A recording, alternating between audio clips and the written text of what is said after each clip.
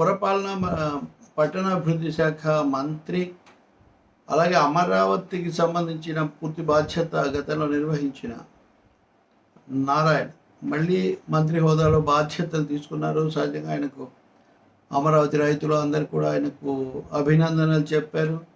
ఆయన కూడా మీడియాతో వివరంగా మాట్లాడారు. ఒక 2.5 ఏళ్ల లోపల అమరావతి ఫేజ్ 1 మొదటి దశ పూర్తి చేయడానికి మేము ప్రయత్నం చేస్తాము. దానికి సంబంధించి ప్రస్తుతం ఉన్న పరిస్థితి ఏంటి, ఖర్చులు ఏంటి, అలాగే ఉన్న వాటివి తీరుతెన్నులు ఎలా ఉన్నాయి, ఇవన్నీ కూడా అధ్యయనం చేసిన తర్వాత ఒక అంచనాకు వస్తామని ఆయన చెప్పారు. ఇది స్వాగతించదగిన విషయం.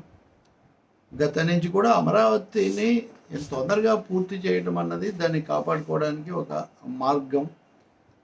మొదటి ప్రభుత్వంలో కూడా మేము చేయాలనుకున్నాము అని కూడా ఆయన చెప్పారు.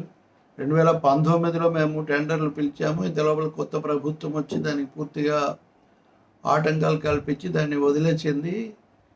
అప్పుడు ఈ క్వార్టర్స్ ఐఏఎస్ ఐపీఎస్లు ఎమ్మెల్యేలు ఇవన్నీ షేర్ బాల్ టెక్నాలజీతో చాలా వరకు 70% పూర్తయ్యాయి. అవన్నీ చూస్తూ ఉన్నారు. ఏదైనా ఒక సమగ్ర సమీక్ష లేకుండా మంత్రి మాట్లాడటం ఏమీ ఉండదు. 1,00,000 కోట్లు కావాలన్నారు కదా అంటే 2 దశలు. మొదటి దశ నిర్మాణం పూర్తి కావడానికి 49,50,000 అప్పుడు 49,000 అప్పుడు అనుకున్నాం. దాన్ని మళ్ళీ ఒకసారి ఇదంతా కూడా సమీక్ష చేస్తాము అని. అంతకుముందు అయితే 9,000 దాకా ఖర్చు పెట్టాము వాటి అన్నింటినీ చేయడానికని ఆయన చెప్పారు.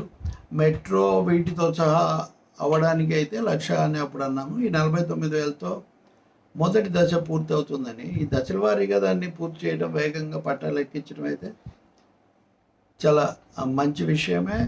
చంద్రబాబు నాయుడు కూడా ముఖ్యమంత్రి అవగానే మొదటిసారి మీడియాతో మాట్లాడినప్పుడు అమరావతి ఏకైక రాజధానిగా ఉంటుందని చెప్పారు. ఉండాలి.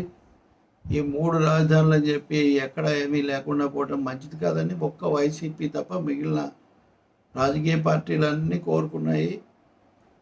మీడియా కూడా అదే కోరుకుంది. సరే, నా మీద కొంతమంది ఏవో వ్యాఖ్యలు చేస్తుంటారు. వాటికి నేను ఇప్పుడు జవాబు చెప్పను, కానీ అవసరం కూడా లేదు.